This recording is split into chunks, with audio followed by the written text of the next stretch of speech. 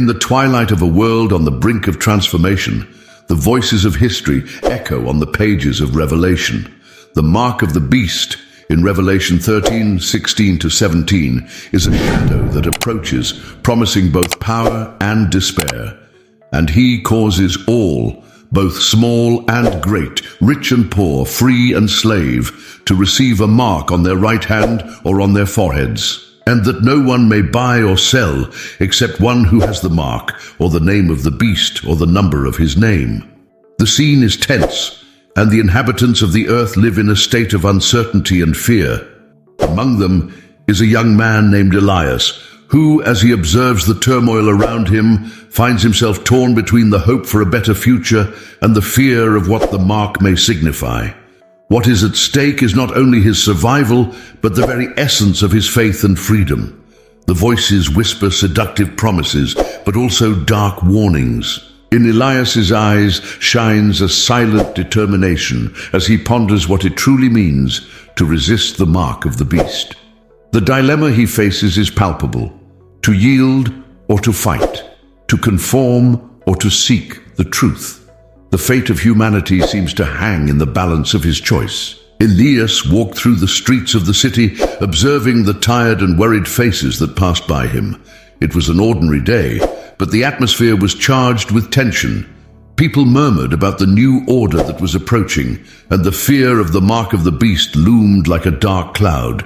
He remembered the words of Revelation 14:9-10, which said, "If anyone worships the beast and its image, and receives a mark on his forehead or on his hand, he also will drink the wine of God's wrath." The mere mention of these passages made his heart race. To fight or to yield?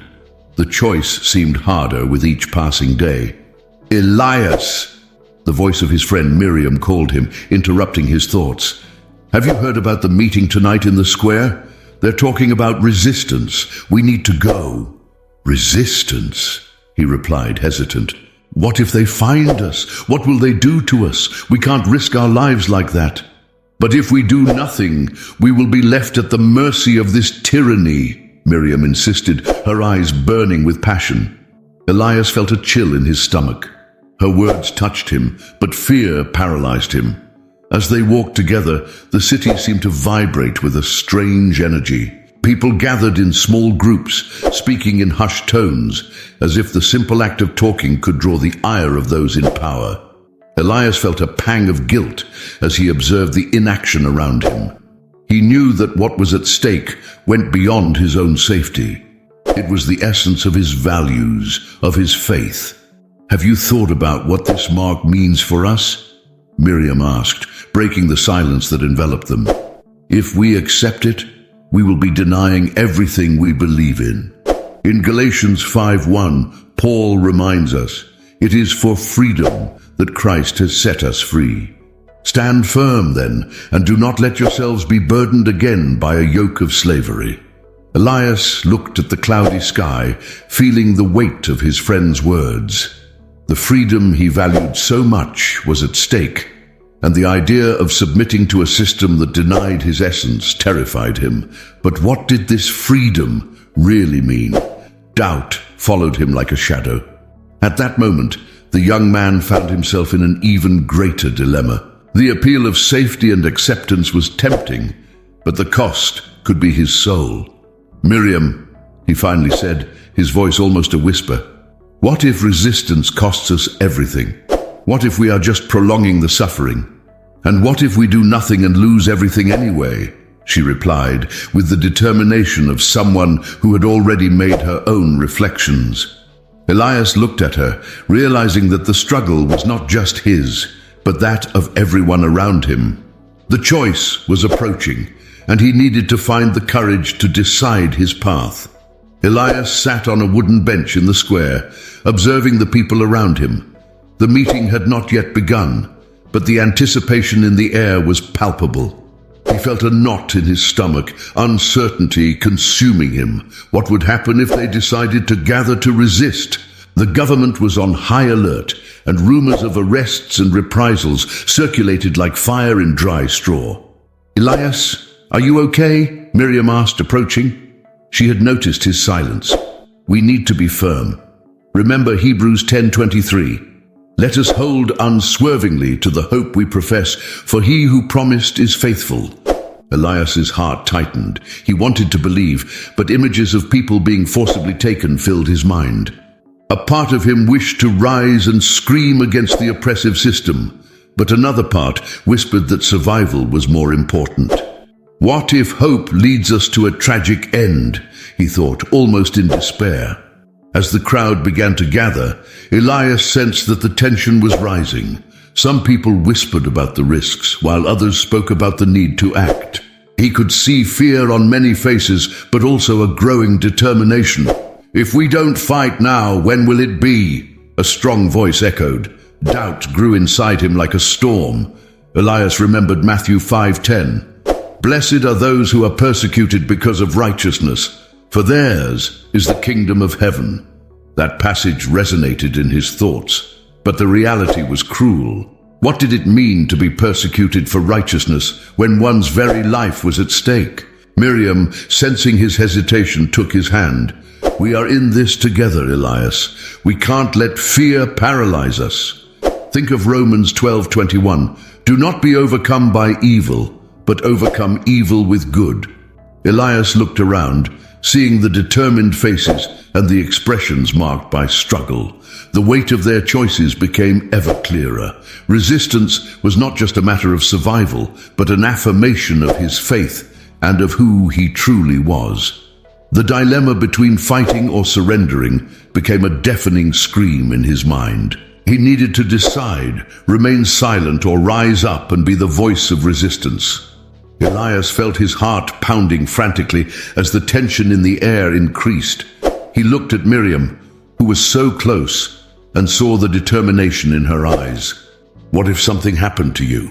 He thought, but he couldn't express the fear that consumed him. The truth was that he didn't want to lose anyone, especially those he loved. The image of his sister, who had been taken without warning, haunted his thoughts. Why did God allow this? Where is the justice? These questions echoed in his mind, and the answer seemed distant. The crowd began to stir with the arrival of local leaders. Unite, fight for justice, one of them exclaimed, and the words resonated like a call. But at the same time, Elias remembered Psalms 34:19. Many are the afflictions of the righteous, but the Lord delivers him out of them all. He felt that the price of justice could be very high. What if this struggle did not bring the freedom that everyone longed for? What if instead it brought more pain? Meanwhile, in the center of the square, Miriam stepped forward, raising her arms in a gesture of encouragement. We need to unite. Fear cannot defeat us. Her voice was a beacon in the darkness. Elias watched as her courage inspired others. He wanted to be like her, but every time he tried to move, the weight of fear held him back. The tension was palpable, and Elias found himself faced with a choice. A group began to chant a song of resistance, and he felt a strong urge inside him. But doubt still tormented him. What will happen when the police arrive? What if we get arrested? The reminder of Romans 8:31 visited him. If God is for us, who can be against us?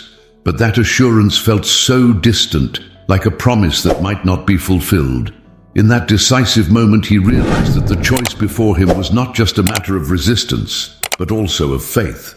Miriam looked at him, and in that gaze, he saw more than determination. He saw an invitation to join a fight greater than themselves. And finally, the knot in his stomach began to unravel. He stood up, feeling adrenaline coursing through his veins. If not now, when? He thought, deciding that silence was not an option. As the crowd united in a chorus of voices, Elias stepped forward, feeling that this was the only way to honor the hope he so desired. The struggle would not be easy, but as Philippians 4:13 said, I can do all things through Christ, who strengthens me. He took a deep breath, ready to face whatever came, determined to be a voice of resistance and hope, even if the road ahead was dark and fraught with danger. Elias felt the weight of the world on his shoulders as he approached the front line of the crowd. The song of resistance echoed like a drum in his heart, and each beat seemed to fuel him with courage. "I cannot be silent now," he thought, sweat trickling down his forehead. He turned to Miriam, who was now gesturing fervently, her face illuminated by determination. "God, give me strength," he murmured, recalling Psalms 46:1. "God is our refuge and strength, a very present help in trouble." The crowd was about to be suppressed, and the distant sound of sirens was starting to intensify. Fear spread like a virus, but Elias took a deep breath, feeling the warmth of hope and faith.